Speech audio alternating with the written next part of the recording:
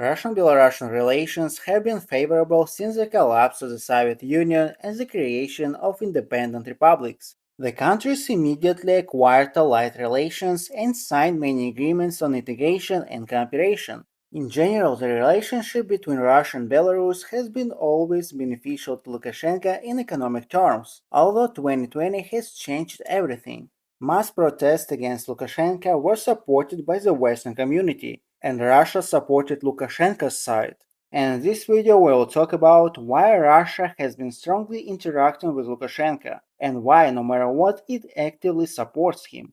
The first reason is of course a dangerous precedent for Russia. Anti-Lukashenko rallies are viewed by Putin and Russia primarily not as rallies against Lukashenko's dictate, but as an encroachment on the Russian regime.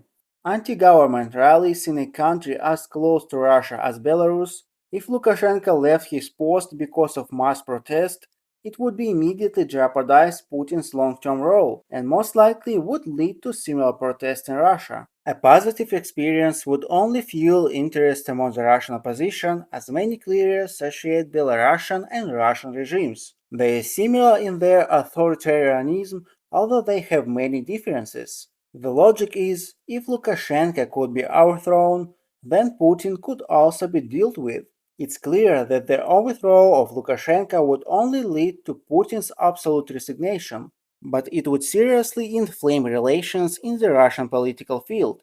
The real state of affairs has shown the opposition forces the opposite. No matter how many people come out to peaceful protests, it will not help to overthrow an authoritarian regime like Lukashenko. This state of affairs was beneficial to Putin for two reasons. Firstly, he retained a relatively loyal autocrat in his post. Secondly, he showed that with the help of force, it's possible to retain power with the mass discontent of the population, which gave a signal to all Russian oppositionists and dissatisfied people. Thus, keeping Lukashenko as president turned out to be the best option for the stability of the regime in Russia. The second reason is the fear that the disloyal leader will come to power.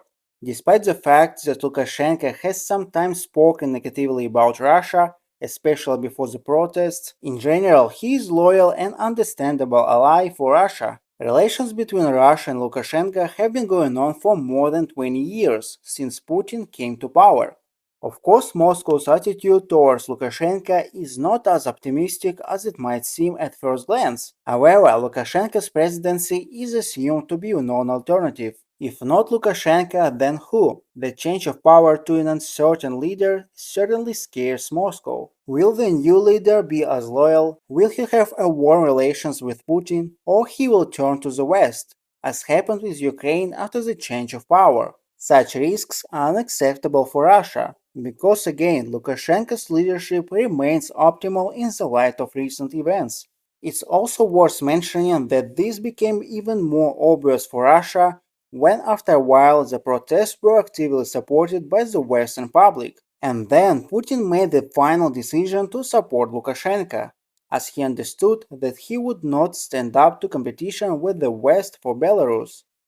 The third factor is economic reasons. Belarus remains probably one of the most dependent countries on the Russian economy. Belarusian exports are 44% dependent on Russia, and imports are 57%. That is literally half of the economy.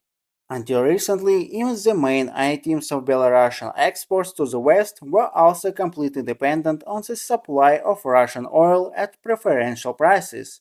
With the start of the protest and economic sanctions from the West, which banned trading from Belarus in entire sectors of the economy, economic ties with Russia will strengthen. Russia will penetrate more and more into the Belarusian economy, which will only strengthen its political weight on the territory of Belarus. Bearing in mind that other import trading partners have refused to work with Belarus, it actually has one main partner, Russia. Thus, with the help of economic pressure, Russia will be able to impose almost any policy in the country. The fourth reason, arising from the previous ones, is the possibility of creating a new state. The Union State project is quite important for Russia both strategically and ideologically. Putin has been trying to resume it over the past years, but in general it does not bring any results. Back in 2019, a number of reputable publications even talked about the Kremlin's plans to create a union state, which could reset Putin's terms. However, then Lukashenko spoke out harshly against this. Considering all the above, Lukashenko is now in an extremely precarious position and completely dependent on Russia, which means that the project of the Union State may well be revived. Without Russia's economic assistance, Lukashenko will not be able to hold power. Therefore, there is a possibility of creating a Union State, or at least turning Belarus into a full satellite of Moscow.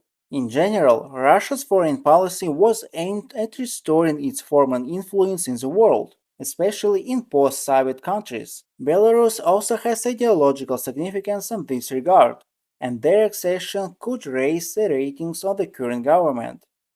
The next reason, of course, is the important military strategic position of Belarus. In addition to cooperation in politics and the economic sphere, the military sphere plays an important role in Russian-Belarusian relations. The countries have been conducting joint exercises for many years, and there are even Russian strategic facilities on the territory of Belarus. For example, the Volga radar station to prevent missile strikes. Also, Russia launched an attack on Ukraine from the Belarusian side. With the intensity of relations between Russia and the West, as well as with the advance of NATO to the east, Belarus has become an important strategic lodgment for Russia in case of war. The country can be kind of wall between the NATO countries and Russia. Well, the last reason we will talk about in this video is the predictable policy of Lukashenko. As I have already mentioned, the cooperation between Putin and Lukashenko has been going on for more than 20 years, and despite all the differences and conflicts, the countries remain in fairly close relations and are allies. For so long, Lukashenko has become understandable and generally predictable for the Kremlin. Russia already knows how to negotiate with Lukashenko, what to put pressure on, and how to cooperate in general. Relations with the new leader will not be so open and predictable. Moreover, Lukashenko and Putin exist in a similar paradigm of authoritarian rulers, have generally anti-Western sentiments, and are similar in this. That is why the authoritarian regime of Lukashenko is quite beneficial to the Kremlin.